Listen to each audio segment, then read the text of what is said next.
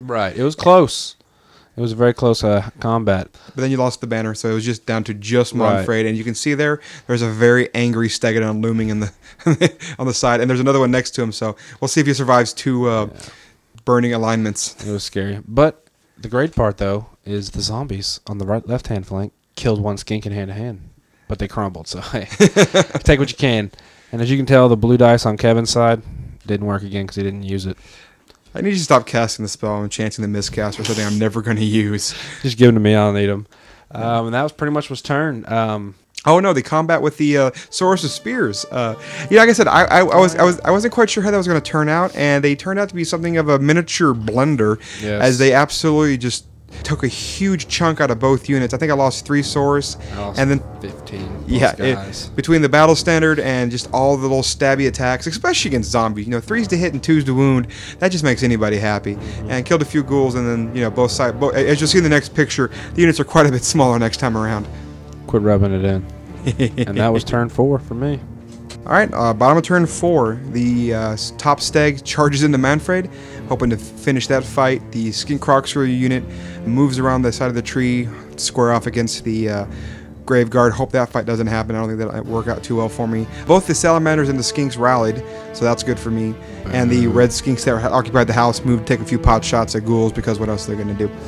My magic phase, the Pulse annihilates Manfred, I guess is the best way to put it. He just destroyed in a pulse of burning magic, which makes me happy because I'm not a big fan of Manfred. I love him. Yes, and a few ghouls get blown up too, and didn't really try anything else. If I did, it didn't really matter at that point, because everything on that side of the board was it was in my hands. Again, back to my Source with spears. They just laid into those zombies and those ghouls, and at the end of that fight, they taken it all out. I think they lost one more Source to ghoul attacks before just unleashing onto the zombies, and just that was it. Both those units were gone. That left that side of the table pretty clear. After Manfred decided to not play for the rest of the day, I decided to call it. It's sort of hard when a vampire loses a general because the army starts to crumble. All the squads have to take a leadership test at the end of that phase and the start of my turn. And whatever the difference is compared to their leadership on 2d6, the guys just die. So pretty much all I had left was a zombie squad and a ghoul squad. They were going to pretty much get killed next hand-to-hand with the orange Source, and I had my Crypt Guard with my other vampire. They were too far to really do much. So we decided to call it. Yeah, and calling at that point was kind of the right move. I mean, I was pretty much just down a unit of skink, and with what I had on the board still, it's one thing to to go for all out, but it's another thing to start beating on somebody when they're already down. And I'm not a big fan of calling games, but a vampire general dead and not a lot of units left on the table, there's not much to come back on if your army's at still full strength. And honestly, that's otherwise you'd be just kind of like beating a puppy at that point, a big Russell puppy. I was the puppy. Thank you very much. But this is one of those battles that for me really shows the value of deployment. I felt like I was able to just had a very good setup after deployment. I was able to use that tree as a pivot point. It might not look big, but I'm sure Russell will tell you that tree was crucial. Yeah. I was able to block off his general from the rest of his army with just that sword shooting with the battle standard bearer, and pretty much bring almost the majority of my army to bear against just the Blood Knights and whatever he brought up, and that allowed me to just power through whatever you brought up. You could just funnel whatever was coming through. Exactly, and just power through. And like I said, the Stegadons came through with all their skink intact, no wounds on the Stegadon, just because they never even got attacked with anything, because the rest of the army was blocked off and either chasing skink or being held up by the Saurus. And I also hate the Engine of the Gods. It's rough. Anybody. Yeah. Ooh. And for me, that 2 engines might seem pretty bad, but without a Slan there, 2 engines with 2 scrolls, that gave me 6 dispel dice and 2 scrolls, and the ability to actually affect something in the magic phase. I've used the 5+ sword save a lot of times against Scott, and that saved my butt a few times from shooting.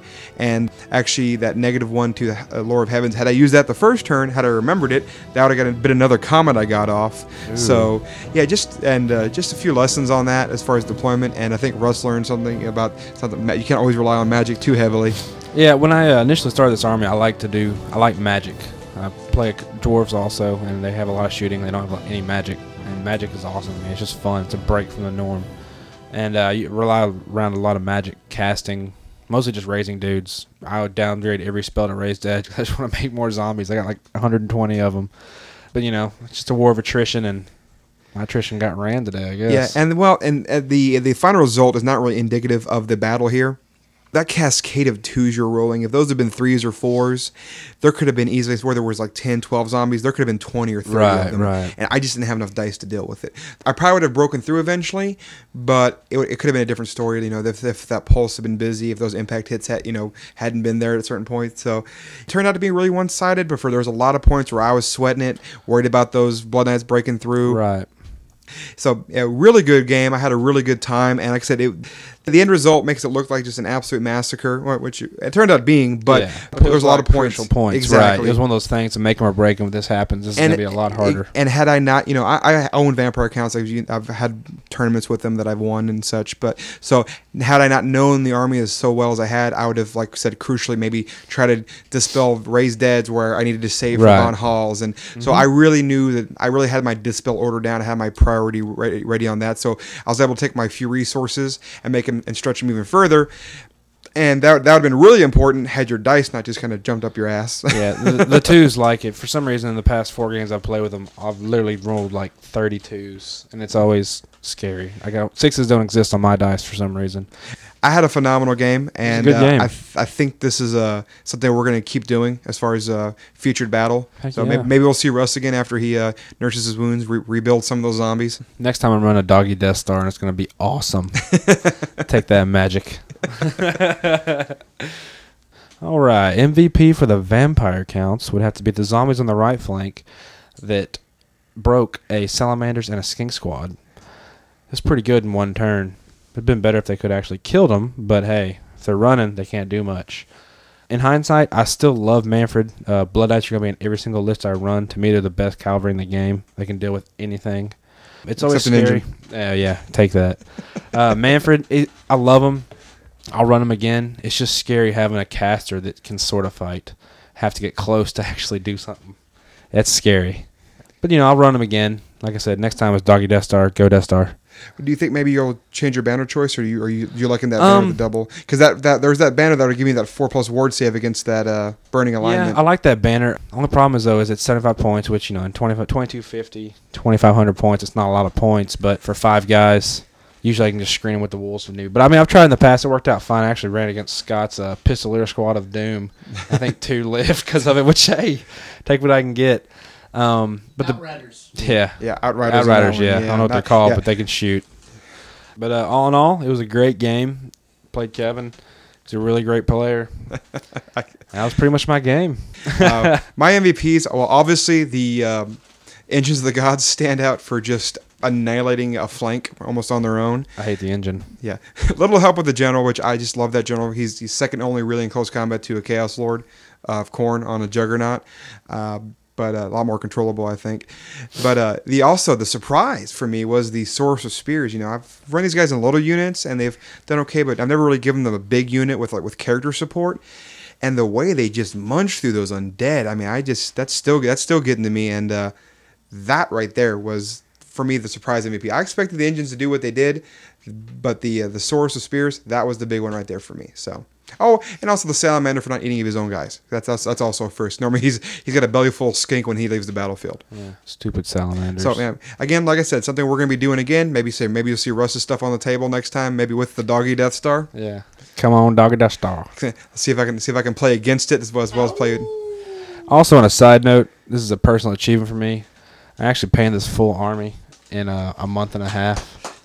This is coming from a guy that his favorite color is gray or black primer. I'm very surprised. And if you can see some of those pictures, those zombies especially came out really well, and as did the hounds. Good looking army. Thank you, Henry Ford, and your assembly line.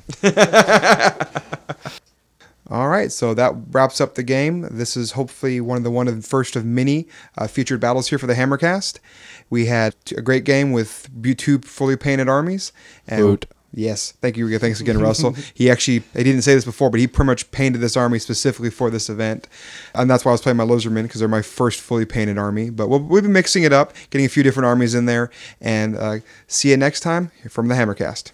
Initiating shutdown sequence.